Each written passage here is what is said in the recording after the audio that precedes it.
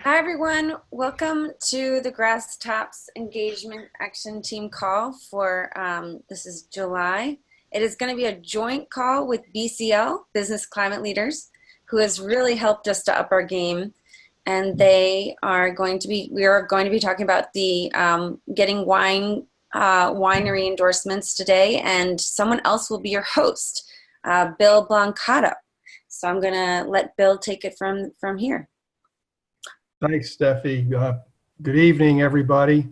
We've got two winemakers with us this evening, Jim Bernau, who's a founder and wine grower in the Willamette Valley in Oregon, and Chris Nelson, who's a winemaker at Raffaldini Vineyards here in North Carolina. And I thought I'd start by asking Chris and Jim to describe a little bit about the wine industry in their respective regions. Chris, you mind going first? Be happy to. So my name is Chris Nelson. I'm the winemaker at Raffaldini Vineyards and Winery in North Carolina. And I'm happy to be here today. I'm actually haven't been in the North Carolina wine industry all that long. Although I'm raised in Chapel Hill, I just moved back to North Carolina in April. But here's what I know about the industry. There's 186 wineries. There's 525 individual vineyards that are roughly planted 2,300 acres. We produce roughly 1.1 million cases per year, which puts us about 11th in the country. A 2017 study indicated that the economic impact on the state is about 1.9.7 billion and supports upwards of 10,000 jobs.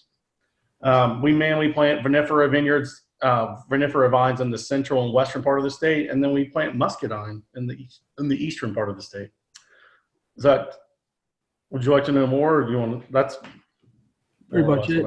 There's, I think folks may not be aware, but I was told many years ago that the European vinifera, when it was struck with phylloxera, was actually saved by grafting it onto the muscadine rootstock. Is that?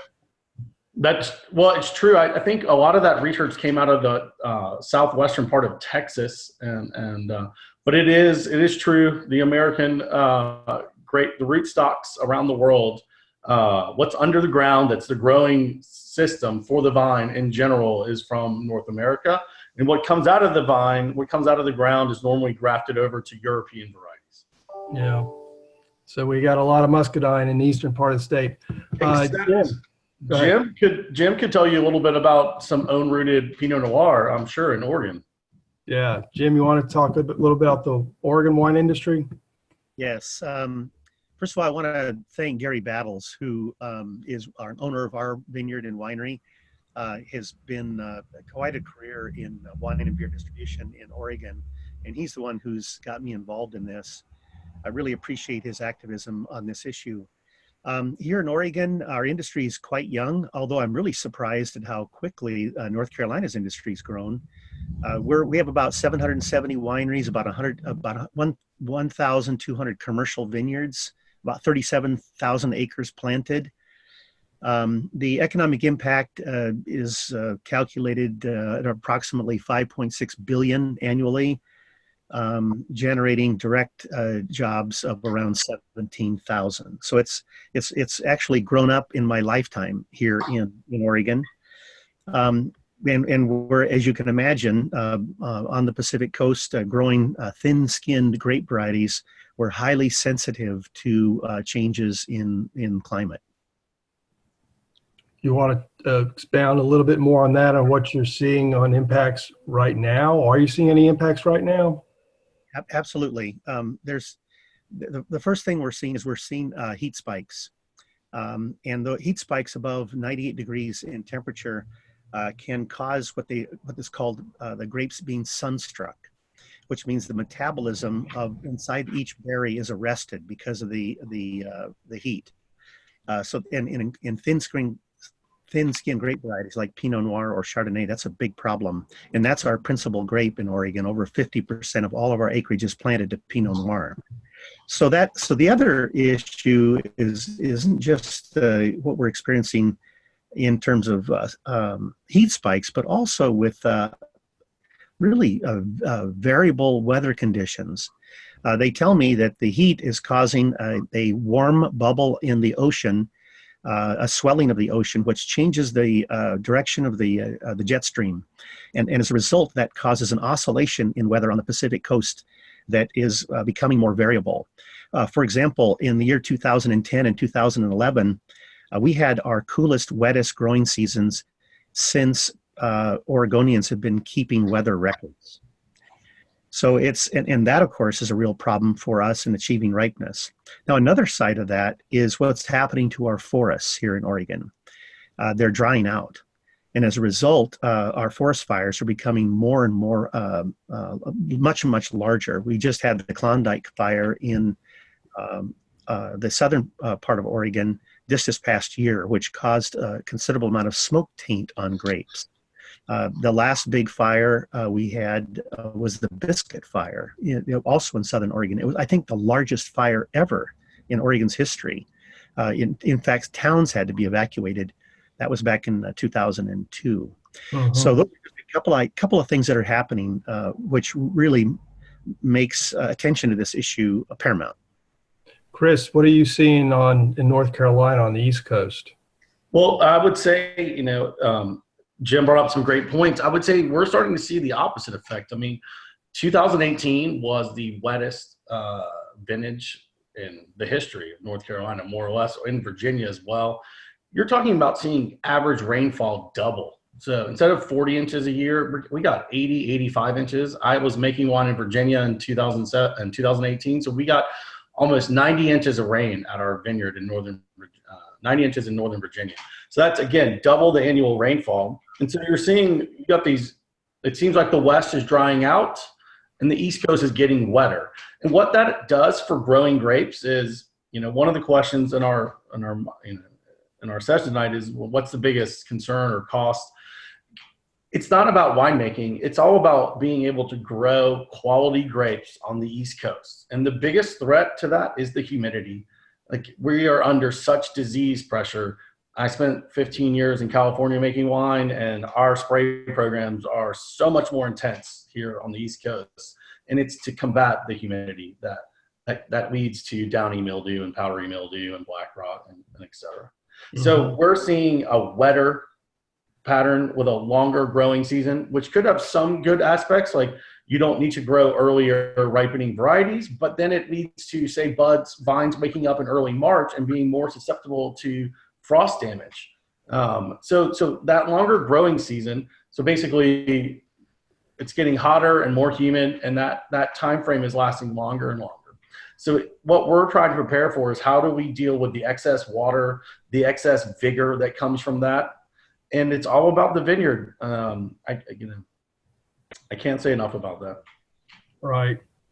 So Raffaldini, are you guys taking any steps now to address climate change and your carbon footprint in any way?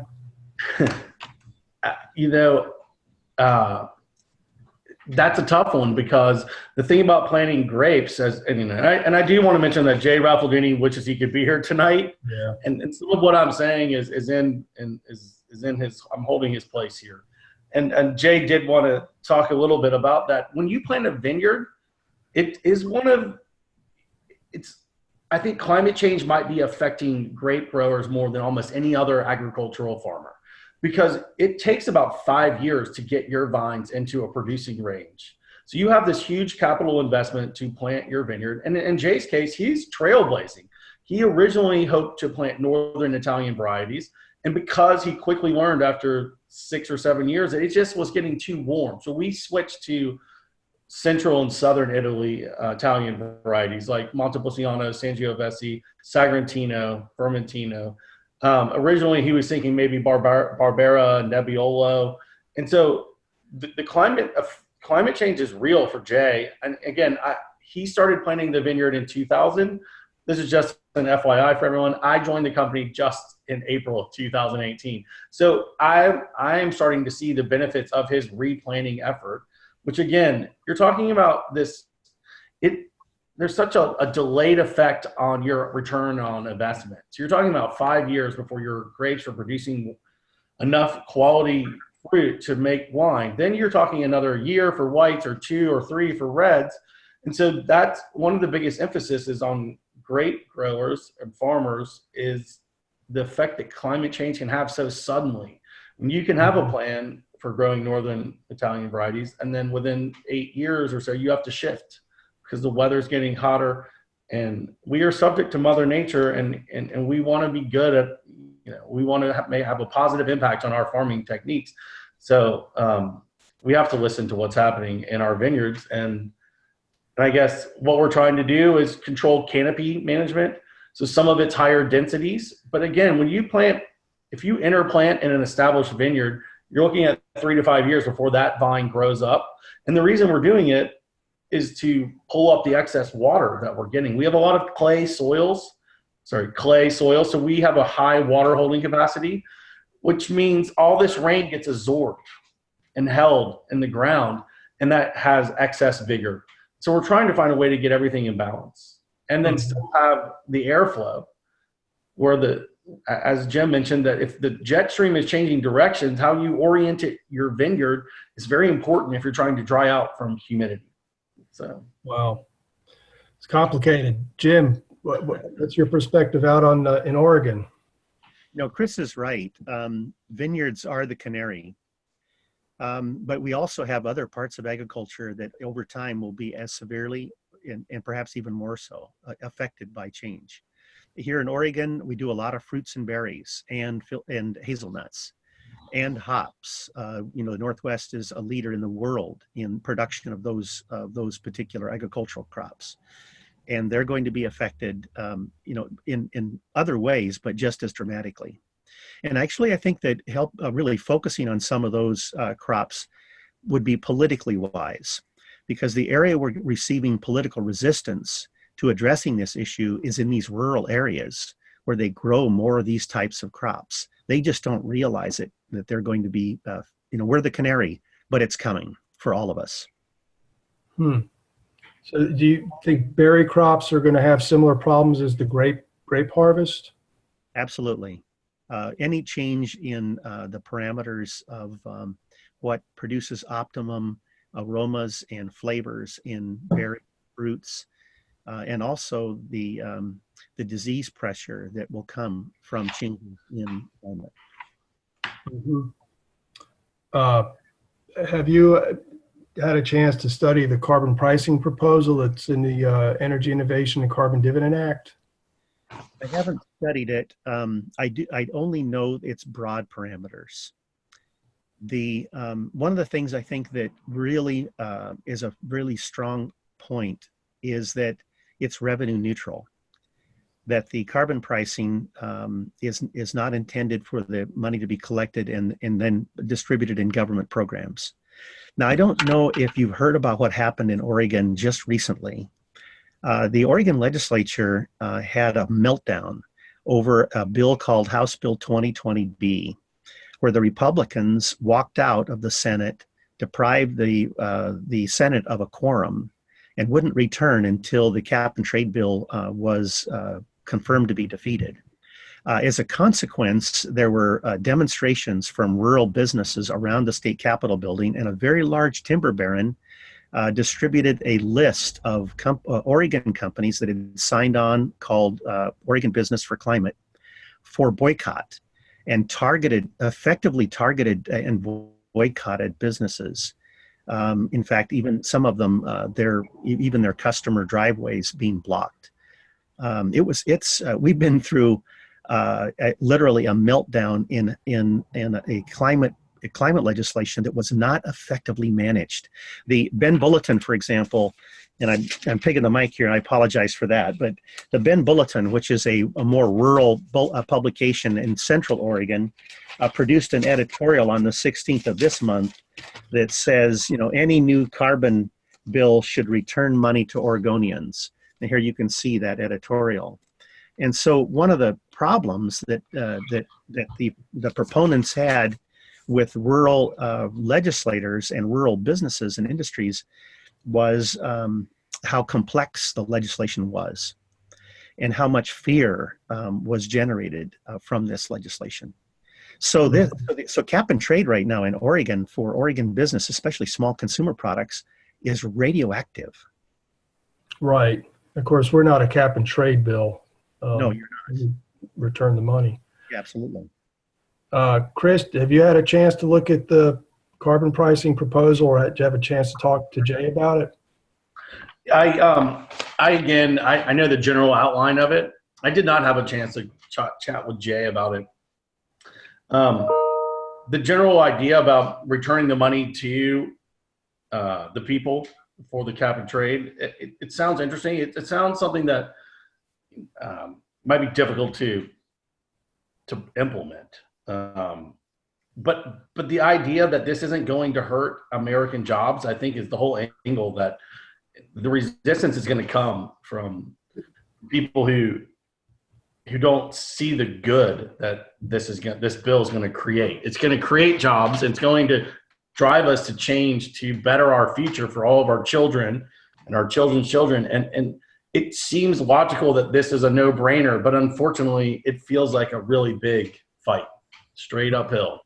And one of your questions is what we could do with local and state. Like, I would just like a general acknowledgement that climate change is real. I mean, we could start there. I think we could start opening dialogues. I just have a hard time with the concept that climate change isn't real. I mean, see it in my life. It affects my life. I'm curious. Of course, we want to approach other wineries. Do either of you have had conversation with other folks in the wine industry in your regions and what their feelings are about climate change and whether we need to act? Well, I sat down and talked to 2 local growers on Wednesday afternoon, asking them about some of your questions. And I couldn't have met 2 more passionate growers about how real this was. So I think, I'd like to see North Carolina as things I'd like to see on the state level is develop a program that's similar to the WRE, Winemakers Research Extension in Virginia, where there is actively government money put into researching, to helping farmers and growers battle climate change and produce better crops. And it doesn't just have to be for wine, but it seems that the wine industry generates tourism and brings people to farming communities out of the cities. I think that's a positive thing to build on. We need the research on climate change to help all farmers. And in North Carolina, we grow a lot of different crops. And it's interesting to go into some of these diners in my little town of Elkin and listen to these farmers who've been growing for 50 years. What their stories are amazing to listen to. They might be some interesting people to have involved on the effects of climate change. The farmers you're referencing, are they growing grapes or other crops? No, they are not growing grapes. They think we're crazy. So no, they are like growing corn, soybeans, tobacco, the main staples in this area. And they're seeing the issues as well. Well, they're seeing their ability to grow more corn at a smaller row spacing than they're getting more rain than they ever got 20 years ago. So if the average rainfall in North Carolina is 38 to 40 inches in this county, this area, we got 80 inches last year. And the reason people aren't noticing how much rain's coming this year is because last year was such a catastrophe. I mean, 2 hurricanes came through. And that's one thing that climate change is real. Like, we will get 1 inch of rain in 10 minutes at our vineyard. And across the valley, in the same Yadkin Valley on the northern side of it, they didn't get anything. And then I can see from my north-facing slope, I can see across the valley, and I'm like, it's raining over there. And it's not just raining; it's raining 4 inches in an hour. I mean, these storms are more intense and more damaging because our ground and our waterways and our soils aren't meant to hold such a serious amount of rain in such a short amount of time. But these farmers are seeing the ability to double their crop of corn because we have so much water than we did 20 years ago. Wow. That's some of the anecdotes that I've heard. Got an interesting question in the chat here I want to pose to Jim. What's your assessment of enophiles, your customers and distributors, and their interest in doing something about climate? There's a high interest on the part of the industry members, as well as our customers about these issues. Our industry in Oregon, there's many leaders of Oregon wineries that are passionate about addressing this issue. I think part of the issue on this issue is they're not exposed to this particular initiative. And I think what to do is there's wine grower organizations and winemaker organizations across the nation. In fact, almost every state now is attempting to grow some form of grape, Right. wine grape.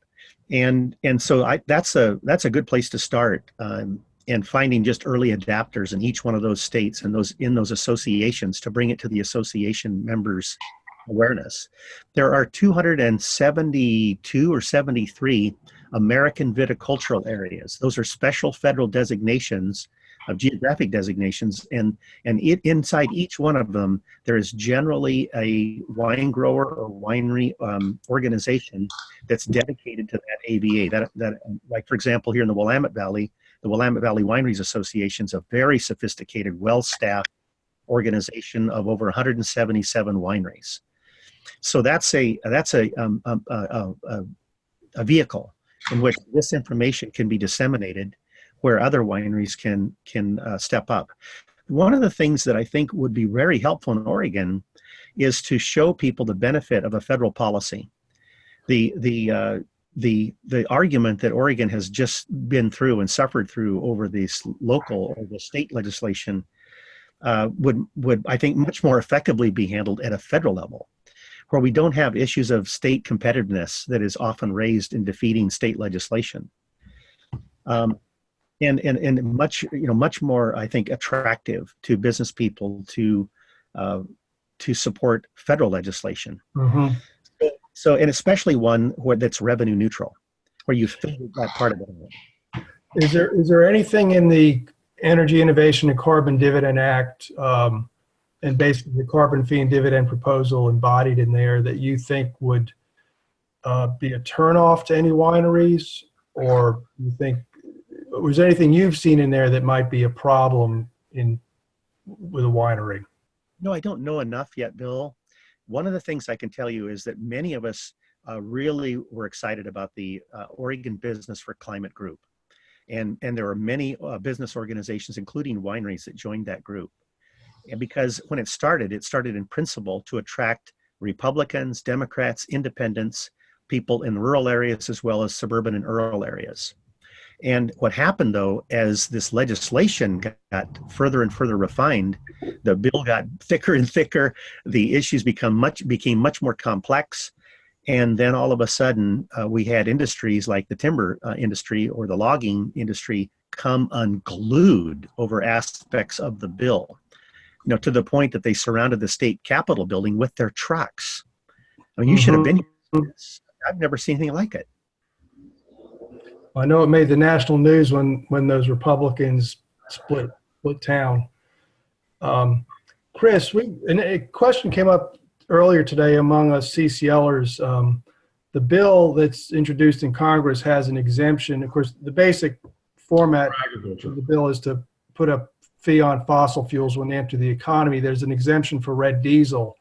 And we were wondering how much, do wineries use red diesel? And if so, how much do you use? And how big an impact would it be on a winery to have a slow, steady increase on the price of fossil fuels? Well, so that is one part of the bill I did read. Was I noticed the exemption on diesel for ag, and I actually, if you're going to win popular support, I truly believe you're going to need to include that initially, at least to get people on board. Because it's funny, I went to graduate school at Fresno State. I got my master's there in winemaking and viticulture. I only live 40 miles from the tallest peak in Mount Whitney in California. Okay, 40 miles in a valley, Fresno. I only saw that mountain 2 to 3 months out of the year. The rest of the time, there was so much dirt in the air, you couldn't see the Sierra Nevadas from the Fresno campus, the Fresno State campus. Wow. And I'm not exaggerating here, I promise you. So it's farming is the lifeblood of California. It is the lifeblood of America. And you're going to need to win approval. I truly believe you're going to need to keep the diesel exemption, at least for the initial phases, till people can start to see a dramatic and actual change. Because the farmers they're scared. I mean, it's tough to be a farmer in Oh, America. yeah.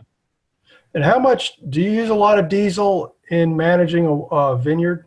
Yeah, I mean, we have a tank on our site that we fill up. I don't know the frequency, but it would be filled up 2 times a year at least. It would be 600 gallons. So yes, we farm 41 acres. We own 141 acres. So yes, it's a legitimate cost. And so for us, we're running our tractors a lot because we have to spray continuously because of the rain and the humidity. We've already sprayed twice in the last 7 days because we got 2 inches of rain in 40 minutes. Right. So we use diesel, and it is a true expense, but it's part of what makes people love to farm, is to be out there on their tractors and be a part of the environment, and to see your time that creates something tangible. And so you're just going to have a hard time taking that out. Right. Right. Hey, Bill, Yeah. I hate to jump in, but I thought maybe I could add something useful for Jim and Chris. This is Harold. One of the things we did in the early stages of having the carbon fee and dividend policy as the thing we were advocating for was we had a study commissioned by an economic modeling firm. And one of the interesting outcomes that would be very relevant to anybody making anything that's sold in the retail sector is that the bill puts money in the pockets of consumers. So that means the retail sector is actually going to do quite well, and that's what the study showed. So as a bottom line benefit for anybody making wine or something that might be considered a luxury item to some, they're going to have more. Consumers are going to have more money to spend on wine and beer and things like that. So that's something worth looking. And any one of us could share you the details of that study if you're interested. Mm-hmm. Yeah, and I think Chris is pointing out that the basic economics of the proposal, at least, is projected to create jobs and help the economy grow somewhat. And there shouldn't. It's not a job killing bill by any stretch. It's a job creating bill. Agree. Let's see. I have a question here that someone posed, and I think it's a good one here. So given all your business challenges, where does climate fall in your list of policies that you'd like to see implemented? Are you guys focusing on that? Would you meet with legislators to talk about it? Personally, I asked Jay this very question, and he is not optimistic in the current climate that true change can be brought about by influencing some of our political leadership. I don't know how climate change is truly real, and it has definitely affected Raffaldini. And but I guess it just seems like an uphill battle. And I mean, I'm open to the idea of it, but it seems hard to know where to start. Well, one thing that actually got this wine declaration going was when I saw on our Congresswoman's site, Virginia Fox, how she touts the Yadkin Valley wine region. And I was thinking, well, wouldn't it be nice to show her that some wineries in that region want some action on climate change? Well, then I'm happy to help. They'll let me know what I can do, okay? All right. You'll hear from me. Jim, how do things look out in Oregon relating to your your members of Congress and your senators? Well, Oregon has, a strong delegation in favor of taking action on climate change. We only have one member, who's a Republican. He represents the rural eastern part of Oregon, and I believe he's sympathetic. Greg Walden, Congressman Walden, is sympathetic to these issues. It's to keep in mind that there's been a lot of politicalization around these, issues, and you bring up the issue of, the word carbon, in a coffee shop in rural Oregon, and you might get a coffee cup thrown at you. So these issues have been really politicized, and people have been emotionally worked up over this. And so I can understand Greg Walden kind of being cautious about what he says publicly about his interest in addressing the issue. I think that if it's bipartisan And people in rural areas and rural businesses are involved in getting this legislation developed and through the Congress. I think you'll find more people like Congressman Walden interested. But he's only one of our entire delegation that shows any hesitancy to supporting these kind of changes. Here in Oregon, there are many Oregon winemakers who talk to our political leaders about this issue. We're very concerned about it. Okay. Chris, do you have any recommendations to Citizens Climate Lobby volunteers on how to make an effective approach to local wine growers to ask them to sign the Winemakers Declaration, which, by the way, Raffaldini Vineyards was the first to sign? I noticed that.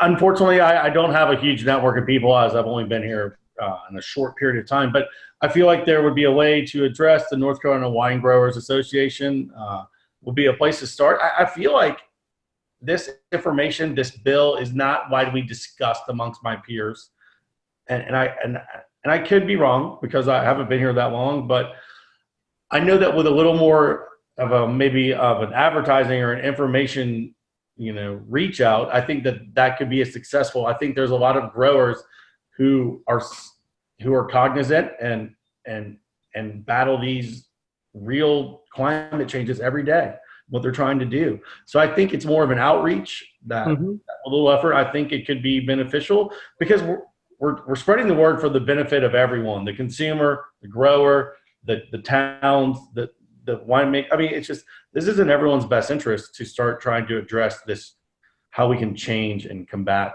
these changes to our environment that's going to affect every aspect of our life. And wine is just one part of it. So you think wine growers will be receptive? We just have to go ahead and let them know what's out there as an option to deal with the problem.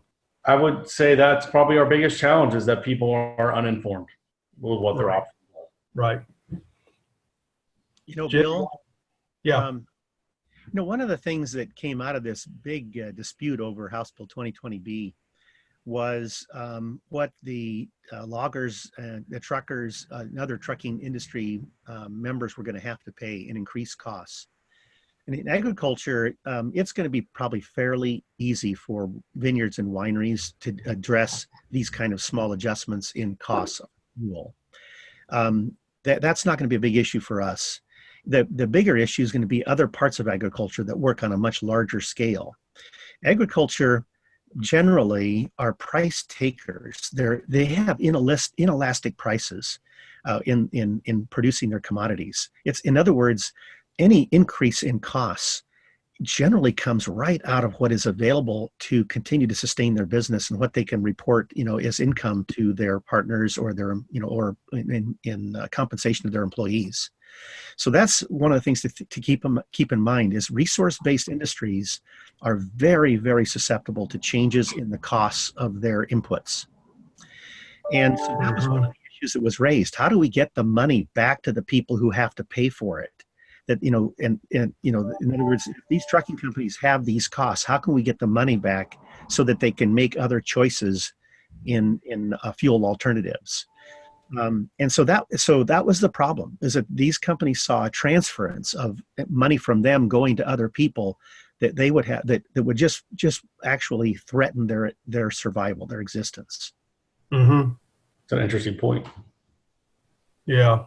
Well, and what you showed there earlier, that editorial from the newspaper in Bend, reminded me of those protests in France several months ago where they imposed, I guess it was a gas tax, and the government was just going to keep the money and it was going to hit a lot of the folks in rural areas. And, we point out that, our bill gives money back on a per capita basis. So instead of the government giving it to the people and the folks that, the low income scale with a lower carbon footprint actually come out ahead. And of course, you might think about, in Oregon, I don't know if this is true in other states, but in Oregon, we report a fuel tax to the state government, and we even pay that. For example, Willamette Valley Vineyards reports a fuel tax to the state of Oregon, and we have an opportunity to take an exemption for agricultural fuel. And I'm wondering if some thought could be given to how do you apply this carbon tax in a way that meets the broad public policy, but you figure out a way to get, to credit the businesses who are actually having to pay that higher cost so that they have the money back to meet other expenses in their business. I don't know if that's too complicated, but actually that was one of the proposals that was made by I would say fairly moderate Republican, Cliff Benz, in trying to modify House Bill 2020B in the Senate, and he was unsuccessful. But I thought it was a creative idea. And so please think about how to do that. If there's some way to get the money back to those taxpayers that are actually paying it, those resource kind of based industries, this thing wouldn't be that threatening to them. Okay, thanks. Yeah, I just want to mention there real quick, there's been research on different ways to pass the money back. And businesses can pass along that cost, but the consumers are at the bottom of that food chain, as you say, and they're the ones who really will bear the brunt of this. So it's a matter of making it more progressive in that way by giving it back to the consumers. But we can certainly talk more about that. I just think that should be addressed. There are 2 more questions in the chat, though. Bill, you want to ask away? One, I guess, if this is it, do wine growers have much connection with the Farm Bureau? Do either of you know anything about the Farm Bureau, and do you work with them at all? In North Carolina, we work with the Ag Extension, comes out of NC State, but there are people who are state reps who are available for consulting for free to look over your crops. I don't know if that's really the Farm Bureau. It's kind of called Ag Extension. Yeah. Yeah. What about you, Jim? Out there in Oregon, do you deal with the Farm Bureau? Is that more for traditional farmers? Yes, we do. We're members of the Oregon Farm Bureau. We do work with them, but you'll find them to be there's fewer value-added farmers in the Farm Bureau and more commodity-based farmers in the Farm Bureau. And so they have a little bit different business model. We have a much easier way of managing costs and increases in costs than do basically those commodity farmers that tend to populate the Farm Bureau organizations. So they tend to be very conservative in their public policy positions on any issue. But we are members. We do work with them. We sometimes part ways with them on particular policy positions that they take in the Oregon legislature because it may be too reactionary for our company. But anyway, that we are active with them, but you'll probably find us in the minority on a number of their policy positions. I could talk to that just briefly. I heard Ellie Sparks, who's one of the CCL leaders, talk about the American Farm Bureau's new climate policy. I posted a link to it in the chat, and almost point by point, what they are supporting now, which is a bit of a breakthrough for them, is squared with the CCL's carbon fee and dividend policy. So that's worth taking a look at. And I just had one other comment on the effects that go beyond our bill. People often say, well, this is no silver bullet. You've got to have other things or maybe other things instead of. But if it's looked at as a part of a package, which could include support for the timber truckers and for the displaced fossil fuel industry workers, then it starts to make more sense. It just doesn't have to be our bill standalone. And a lot of people are talking about this now. So I think that's a fair way to bring it up. There's no reason why people are going to be left out in the cold if we have a carbon price. Can I chime in a little bit on how CCL was involved in the Oregon House Bill 2020? Yes. CCL was very active. We knew Oregon actually reached out for us and asked us to help because of our lobby experience. And we participated very heavily. Primarily, the guidance from Danny was, let's get anything passed. With that being said, in the Portland chapter, we had a lot of people that were not in favor of 2020 simply because it didn't have the approach of giving the money back to the individuals. They wanted a our profile of the, reinvestment as opposed to the cap and trade. But we wanted to get something passed. And, Jim, I met with the senator from Yamhill, who threatened to shoot the policeman if they came to his house. And his constituents all wanted him to vote for House Bill 2020. So we were very involved, and believe it, we were split in our chapter as far as some people who wanted it and who wanted to, do more the Washington version, which was more centered around, what we had in Washington. Marie asked a really good question in the chat, which was, how can CCL get on the agenda of a wine association? And that speaks to what, whether it was Chris or Jim pointed out, that there are hundreds of wine growing regions in the U.S. and each one has a wine association associated with it.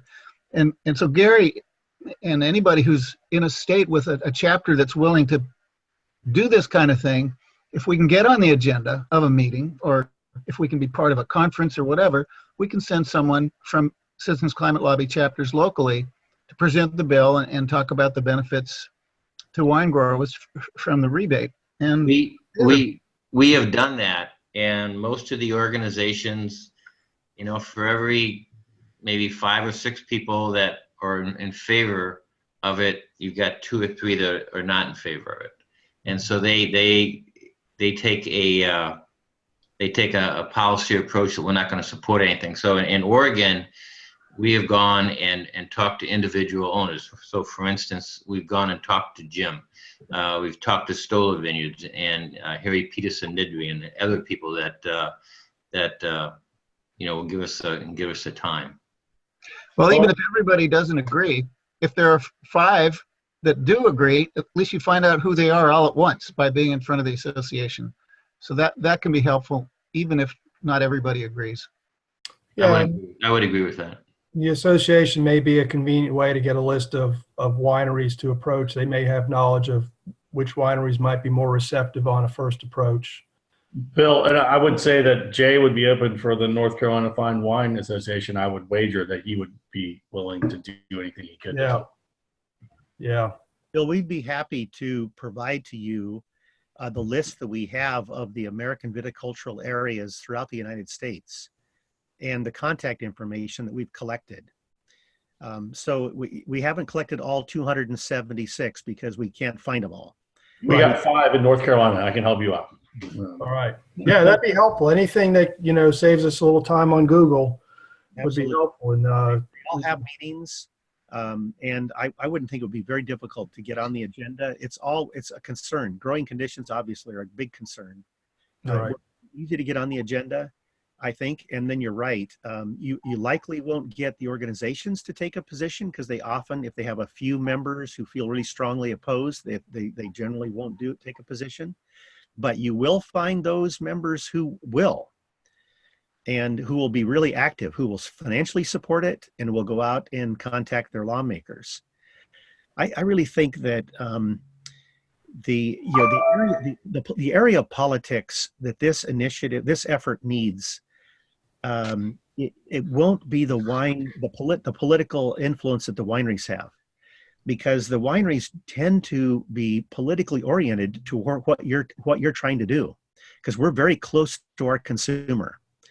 The area of agriculture that we need to figure out how to get on board, elements of production agriculture in rural areas where we need to get some Republican votes in the Congress on this measure, and that's where I think you're gonna find the highest return on your effort.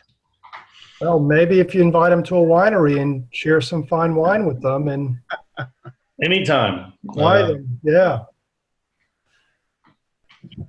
Yeah, I guess I would like to share, for the brewery effort, we got, 99 bottlers of beer on the wall by June. And then we ended up with a meeting with Congressman who was the vice chair of the Small Brewers Caucus a week before with 2 maltsters and 3 brewers in this area. We wish we could have had more, but it was beer week. and it was a last minute situation. But that was one of the best discussions we had with the congressman. It was a full hour. We had plenty of time to talk. Everyone spoke their heart and minds, and it was very respectful. And I think it moved the dial. So that's definitely, he's one of the highest GOP leaders in the leadership of GOP that you can imagine talking to, in the top 5. So I just want to impress that upon you and to partake in that process. Excellent. Well, folks, it's a little bit after 8:45 here on the East Coast. Jim, Chris, you want to make any closing remarks? It's just a pleasure to be a part of this tonight. Thank you very much. Thank you for joining us. And then I'm going to bring up the last slide, right? Because we have to show, let's see. Jim, do you want to add anything before we bring up the last slide? Well, first of all, I want to thank you very much. I want to thank Gary for making sure I got included in this. Just one last thing, and that is that, I think we need to plant a lot more trees. And I think that we need to look at how to make agriculture more intensive, because that's one of the reasons why people are taking our forests out. And we need to find alternatives for the products that are being grown there, like palm oil. Because if you think about it, and you look at the research that the World Wildlife Federation has produced, global deforestation is a huge part of the problems we're having with climate. And we as farmers know how to plant things, and part of this debate should and the policy initiatives should likely include these issues, because that will be attractive. Those issues are attractive to rural and timber interests. Is if we've got something in it for them, where they can contribute to on the positive side of building carbon sinks for us. Mm-hmm. Yeah, I agree. Thank you. Well, thank you, Chris and Jim. Steph, you got that last slide. I think it's got information about the Winemakers Declaration. Yep, trying to get there. Goodness, is it showing now? There you go. There you go. Okay, so yeah, I just want to mention that at the beginning of the chat, we added these links to the chat. And one is the Business Climate Leaders has on their website under the Take Action tab, the Winemakers Declaration. And then there's a resources link. And we'll also publish that to our Grass Tops page for you. So here is the declaration where they can endorse. Here's the toolkit, which is similar to the brewery toolkit that we created. And then is there anything else you guys want me to say about that before I go into the Grass Tops Outreach webinar that was recently published? Okay. So yeah, the last thing I want to mention before we end the call is that there was a really good webinar produced. Brett Cease, of course, put this together with National. Very excellent video focusing your Grass Tops outreach to influence your member. I also put that link in the chat. It has interviews with 4 different people, including myself and Don Adu and Stephanie Doyle and Ben Pendergrass. And I really welcome everyone who's a part of our Grass Tops outreach to please watch that webinar.